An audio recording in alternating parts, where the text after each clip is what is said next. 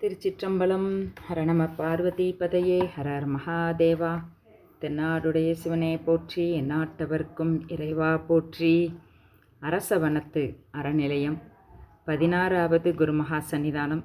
மேலகரம் ஸ்ரீ சுப்பிரமணிய தேசிகர் சுவாமிகள் வரலாறு. தமிழ் பெரும் கவிஞராகிய மேலகரம் திரிகூடராசப்ப கவிராயர் பரம்பரையில் அவதரித்தவர் இவர். இயல்பிலேயே தமிழ் ஆர்வமிக்கவர். ஸ்ரீ தாண்டவராய தம்பிரானிடத்து பல தமிழ் நூல்களை நன்கு பாடம் கேட்டு சிறந்தவர். வித்யாகுருவினை தெய்வமாகவே போற்றக்கூடிய பண்பு உடையவர். ஆதீனகுல தெய்வமாக உள்ள ஸ்ரீ மாதவ சிவஞான சுவாமிகளை தமது வழிபடு கடவுளாகவே கொண்டு போற்றியவர். வித்வான்களுடைய திறமையை நன்கு அறிந்து பாராட்டும் நுண்மான் நுழைப்புலம் உடையவர்கள். தாண்டவராய தம்பிரான் இவர்களுடைய பாண்டித்துவத்தை அறிந்து ஆதீன வித்வானாகவும் மகா வித்வானாகவும் கௌரவித்து போற்றி பாதுகாத்து தமிழகத்து பெரிதும் பொக்கிஷமாக இவரை பயன்படச் செய்தவர். சங்கீத வித்வான்களுக்கு என தனி மதிப்பு வைத்து பல சிறப்புக்கள் செய்தவர். துறவு அரசர் என நல்லோர் மதித்து கொண்டாடும்படி துறவரத்திலே விளங்கி இருந்தவர். நடையரா பெருந்துறவு என அருளிய ஸ்ரீ சுவாமிகள் வாக்கு இவருக்கு பொருந்தும். ஆதீன காரியங்கள் இவர்கள் காலத்தில் விளக்கமுற்று இருந்தது. அரசர்களும் பிரபுக்களும் பெரிய மனிதர்களும் அடிக்கடி வந்து தரிசனம் செய்து போற்றுவார்கள். ஆதீன வித்வான் ஸ்ரீ குமாரசாமி தம்பிரானிடத்து கல்வி, அறிவொழுக்கம், துறவு முதலிய நல்லியல்புகளைக் கண்டு அவரை அகலாமல் தம்பால் வைத்துக்கொண்டு போற்றியவர்கள் நம்முடைய குருமகா சன்னிதானம். தமது அடியவர்களுள் சிறந்த ஆதீன வித்வான் ஸ்ரீ ஆறுமுகத்தம்பிரான் சுவாமிகளை குன்றக்குடியில் உள்ள திருவண்ணாமலை ஆதீனத்துக்கு கிபி 1888 தலைவராக அனுப்பினார்கள்.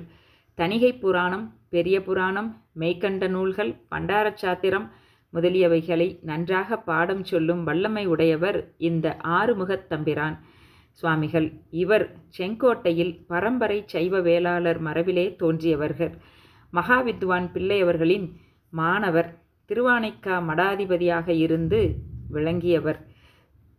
தம் அடியவர் கூட்டத்திலே சிறந்திருந்த முத்துக்குமாரசாமி தம்பிரானுக்கு ஆச்சாரிய அபிஷேகம் செய்து ஸ்ரீ முத்துக்குமார தேசிகர் என்னும் பெயருடன் கிபி 1888 சூரியனார் கோவில் பண்டார சன்னதிகளாக நியமித்து அனுப்பினார்கள்.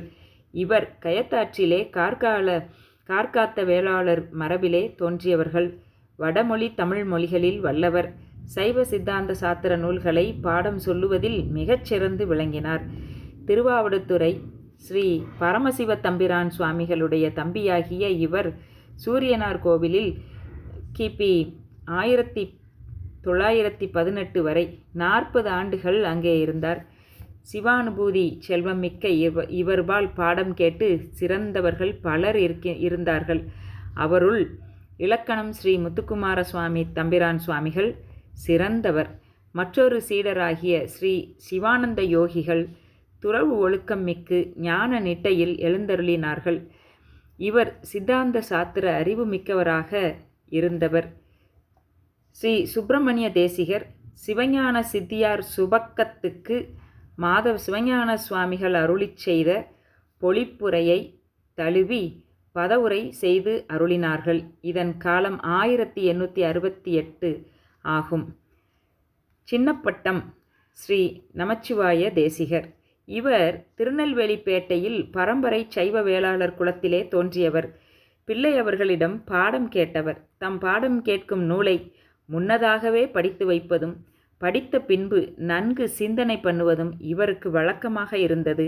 சைவ சித்தாந்த நூல்களை ஸ்ரீ சுப்பிரமணிய தேசிகரிடம் முறையாக கற்றவர். சாத்திர நுட்பங்களை நன்கு உணர்ந்தவர். தமிழிலும் வடமொழியிலும் மிக ஆழ்ந்த பயிற்சி உள்ளவராக இருந்தார்.